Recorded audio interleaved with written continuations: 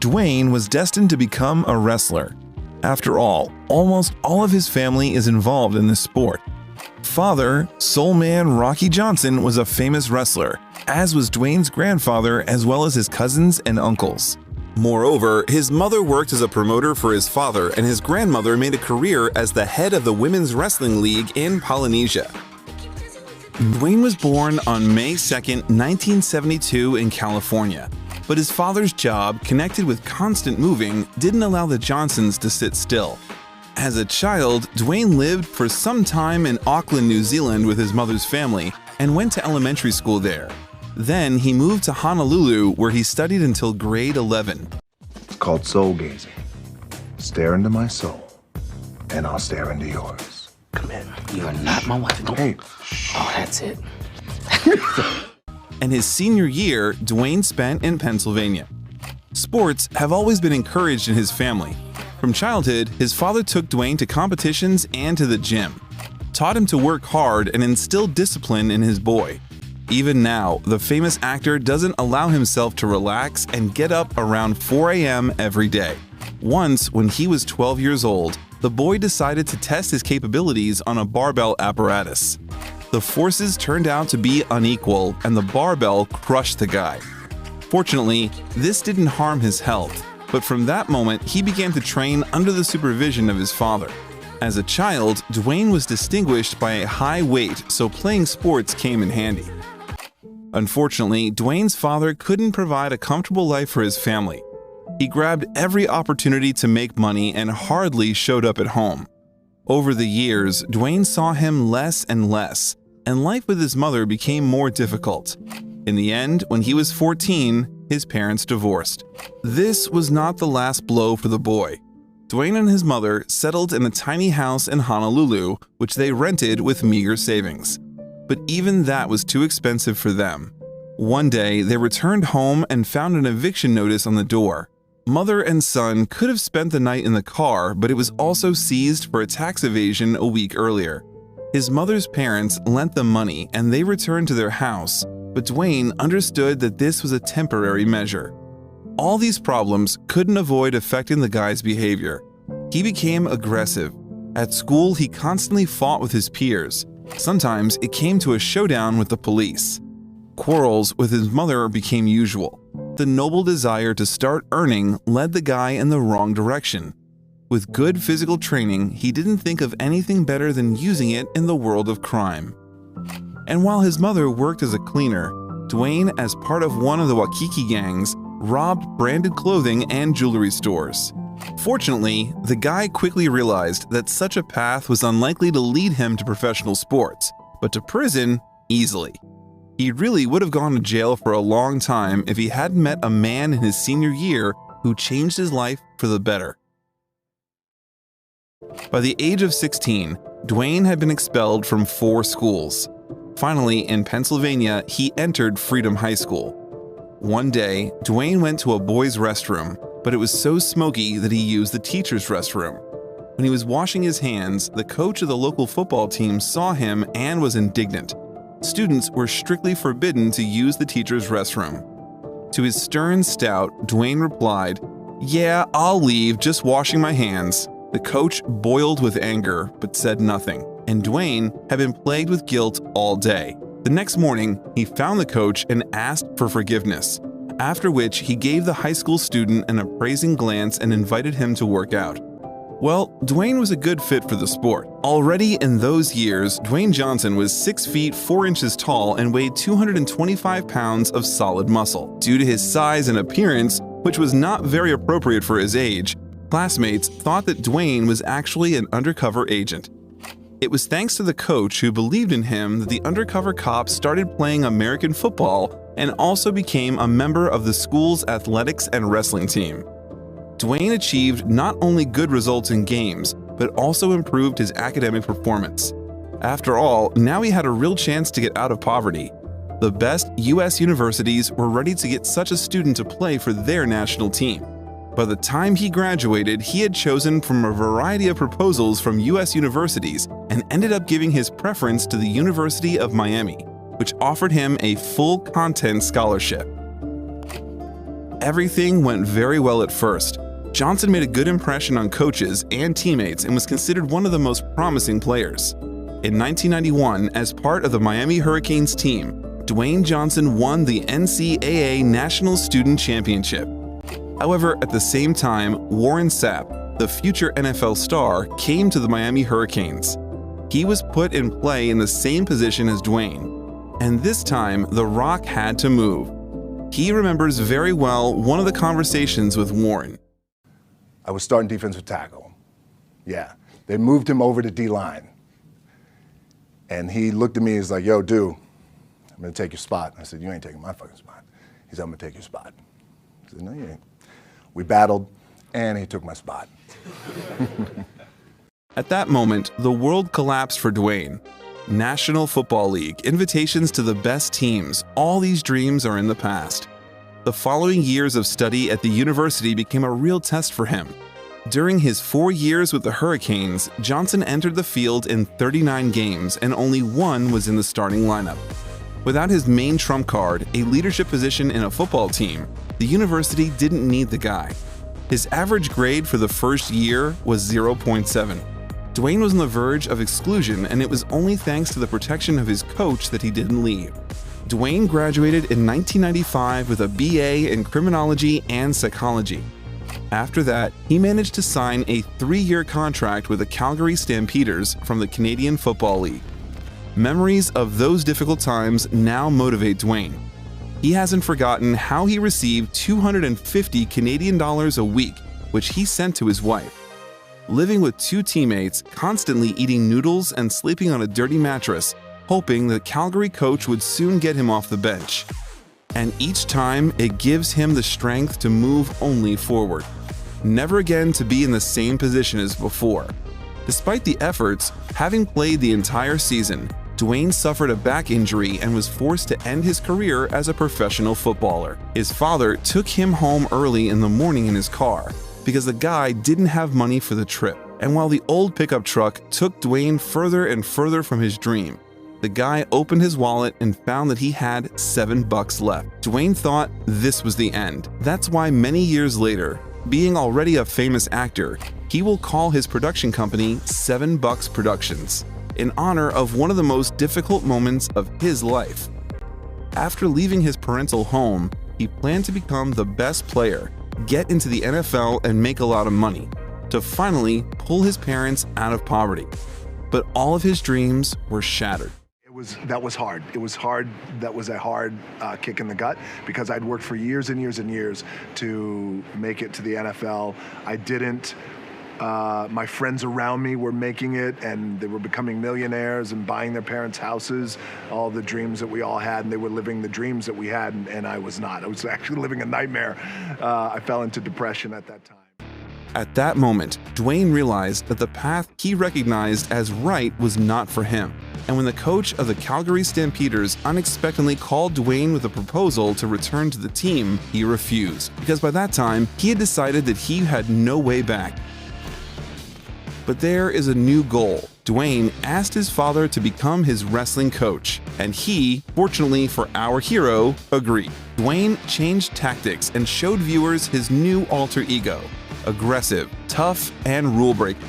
And it was successful. In a spectacular role, he managed to earn the boundless love of the public, win the championship in various WWE competitions 17 times, and even become a part of pop culture.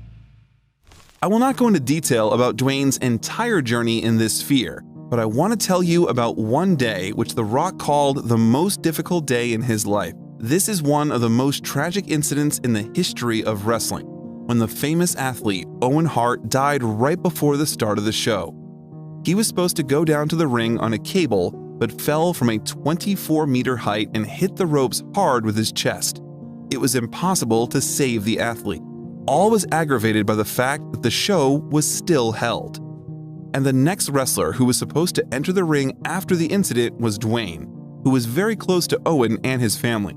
The Rock talked about watching from behind the curtains as Owen was resuscitated. Dwayne was ready to run there and be with his friend, but at that moment he realized that if he was there, the audience would perceive it as part of the performance. Dwayne had to participate. Later, he called it the hardest fight he ever had to do. It is difficult to imagine Johnson's feelings when he was eager for a dying friend, but he had no right to reveal the seriousness of the moment to the public, making a performance out of the tragedy. In the wrestling profession, The Rock has achieved a lot. Dwayne finally felt happy. First of all, he bought a house for his mother, helped his father with money, and then fulfilled his childhood dream and bought a real Rolex watch. At this stage, The Rock realized that in wrestling, he had achieved everything he wanted. But of course, he was not going to stop. He had another old dream. Sylvester Stallone from Rocky became a role model for him. Therefore, now, having gained popularity, Dwayne decided, like Mickey Rourke, Hulk Hogan, and many other wrestlers who went to the cinema, to become an actor. Dwayne first appeared on television in That 70s Show in 1999. A year later, he took part in the TV series Star Trek Voyager, where in an episode of Tonkatse, he played the role of Champion. An important role in his development as an actor was played by the autobiographical book The Rock Speaks, released in 2000, which became a bestseller on the New York Times list. This greatly fueled interest in the person of The Rock, including in Hollywood. In the same year, Dwayne Johnson was offered his first major supporting role in The Mummy Returns. The wrestler was accompanied by such stars as Brendan Fraser and Rachel Weisz. I must say that this is not the first appearance of the champion on the screen. The athletes of the WWE Wrestling Company attract the attention of Hollywood directors. Dave Bautista, who plays Drax the Destroyer in the Marvel Cinematic Universe films, is among the most successful bodybuilders. Audiences like this hero so much that the studio decided to create a prequel called The Scorpion King and invited Dwayne to the main role. Well, are you going to try to kill me or just stare at me? The fee for this work amounted to $5.5 million and entered the Guinness Book of World Records as the highest payment for the first leading role. The success of the film provided Dwayne with great demand as an action movie actor. In 2000, seeing that his acting career was on the rise, Johnson announced that he was taking a break from wrestling for a while. But he was not gone forever, and to this day appears in the ring from time to time. He also appeared in battles as a guest presenter. In 2004, Dwayne again starred as Chris Vaughn in the action drama Walking Tall. Soon, pictures of other genres began to appear in the actor's filmography. Dwayne himself also had a man in his life who pulled him out of the world of crime and instilled a love of football. He is no worse at comedy images. For example, in a movie he played a professional football player who one day finds out about the existence of his 8-year-old daughter. Interestingly, on set, the actor managed to get a serious injury to the Achilles tendon during football training. But for his work, Dwayne was nominated for Best Movie Actor in the Kids' Choice Awards. The actor also played in the black comedy Pain and Gain, where he played a bodybuilder. The cast also included Mark Wahlberg and Ed Harris. And yet, not all of the actor's genre experiments were successful. For example, the movie Tooth Fairy, released in 2010. The film grossed a solid profit at the box office, $112.5 million, on a budget of $48 million. But critics and Johnson himself were not overly pleased. In fact, the film turned out to be so disappointing that it made Johnson think about his career and understand that he needed to change agents. It was not easy for him, because he worked with these people for a very long time. But given the further meteoric rise of Johnson's career, the decision was right. Further in Johnson's film career were action films, Doom, and many others. In addition, he also appeared in documentaries about sports. And in 2011, a new streak of success began for the muscular actor, which was marked by filming of the continuation of the series of popular racing films Fast and the Furious. Johnson first appeared in Part 5 alongside Vin Diesel and Paul Walker in Fast 5. Writer Chris Morgan specifically rewrote the role of Agent Luke Hobbs as Dwayne, so that the viewer can enjoy the brutal Vin Diesel and The Rock in one shot. Jacob's thinking you got a goddamn choice, boy. But The Rock didn't forget about wrestling either. On January 7, 2013, Dwayne Johnson officially returned to the Federation, performing occasionally, mainly on the Raw brand. In 2013, Dwayne had an important fight with John Cena. 45 minutes are allotted for the fight without breaks for advertising. After 15 minutes of the match, The Rock is lying on the floor with a hellish pain in his leg. The injury is so severe that Dwayne has to work hard to get up. He cannot step on his foot. The game is in full swing in the stands of 85,000 spectators. The ref asks if he's okay, and The Rock must decide whether to continue the fight or not. He has the opportunity to refuse because the injury is obviously serious and there is practically no chance that he will win. But he knows that he cannot let his team and himself down. And he continues to fight. John Cena methodically regains the title of champion. Later, it turns out that The Rock completely tore his abductor muscle, and the athlete knows that this is a very unpleasant injury. But the point of the story is not at all that Johnson lost, but in this one. What I was proud of was to walk out on my own, but not only that, but in this fucking moment where the odds are against you, people are watching, your team's depending on you, you either say, I'm done, or this shit, whatever the fuck is going on, it's temporary, and it may fuck me up at some point down the road. But I'm not going to let this opportunity go by without giving it my all. The loss, of course, did not stop The Rock. In 2014, the premiere of Hercules took place, in which Johnson played the main role. Irina Shayk and Rebecca Ferguson starred in an action-adventure movie with Johnson. This was a special role for him. Although Dwayne had good athletic training, a stunt double performs some of the tricks for him. More often than others, he is dubbed by his cousin Tanoa Rita. By the way, replacing The Rock in The Treasure of the Amazon in 2003, he broke his leg. Dwayne has not forgotten everything that the stunt double did for him, and in 2018 gave him a truck. Johnson once had to risk his own life. In 2015, he had to hang out on a cable and descend from a helicopter to a car stuck in a rock. And this is at an altitude of about 50 meters. The fact is that the director wanted to convey the real emotions of actors and at the same time reduce the editing of this scene to a minimum, so it was decided to refuse understudies. Dwayne took a chance and it worked, although he himself is sure hardly anyone else from the stars would agree to this. Jay, we get you home now. I think that's a really good idea. 2016 turned out to be especially fruitful for the actor. Dwayne Johnson stars as Bob Stone in a comedy, and he also voiced Maui in the animated film Moana. The directors wanted only Dwayne Johnson to voice the hero and no one else. Therefore, they immediately turned to the actor with a proposal, not listening to anyone else. It is interesting that at first the character even looked like Johnson. He had an athletic physique and his head was bald. But during an expedition to the Pacific Islands, consultants advised the filmmakers to revise the demigod's appearance and make it more consistent with the legends. Nevertheless, some of Maui's habits, for example the way he moves his eyebrow, and also his movements, were nevertheless copied directly from Johnson. When you're staring at a demigod, what can I say except you're welcome? In the same year, Dwayne Johnson was named the highest paid actor in the world. But the actor, of course, was not going to stop there.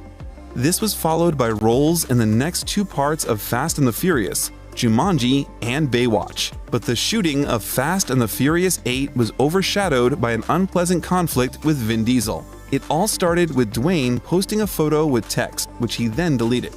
Some suggested that this quarrel was directly related to the PR campaign of Fast and the Furious. After all, there was a spin-off of Hobbs and Shaw ahead, but the stars, even at events to promote the picture, participated exclusively in isolation. Diesel later said the rumors of a quarrel were exaggerated, and the only problem was that it was difficult for the two alphas to get along on the same set. Maybe there is some truth in this. The Rock, in turn, said at some point after a serious conversation with Diesel, he realized that they had two different views of making films. Despite the fact that according to the actors, the conflict is settled, Johnson did not appear in the 9th part. But The Rock also has a lot of work besides the racing franchise. In 2019, the second part of Jumanji, in which Johnson appeared on the same site for the 4th time with Kevin Hart. Prior to that, they worked together on films in which Hart had a cameo. There is definitely a chemistry between these actors that made us love their characters even more. In the same year, news broke that Dwayne Johnson would play the role of Black Adam in a solo project. The film follows the rise of Teth Adam, a DC Comics anti-hero who was a longtime enemy of Shazam. In the film, he will fight the Justice Society of America. In the summer of 2021, The Rock posted the first frame of the upcoming film on Instagram, drawing the attention of subscribers to the fact that a tight-fitting suit on him differs from the typical clothing with additional muscles which is usually worn by DC and Marvel characters. In addition, unlike normal superheroes, Black Adam kills bad guys, Rock promised. After all, his pain comes from the loss of his wife and children. The premiere of the film is scheduled for July 29, 2022. In addition, G.I. Joe 3 is in production, and also the action comedy Red Notice. In it, Dwayne played the Interpol agent, the greatest tracker in the world. He was accompanied by Ryan Reynolds and Gal Gadot. As usual, the most interesting things we have in store are for the end. Here are some interesting facts about The Rock. Johnson is seriously involved in charity work. 12 years ago, he founded the foundation to help terminally ill children. He also has another foundation, one that works with difficult teenagers. Dwayne Johnson is considered one of the most famous wrestlers in WWE history. Until now, when he appears in wrestling as a guest, fans greet him with a standing ovation and don't give a pass. And with the same interest, they are waiting for the releases of his new films.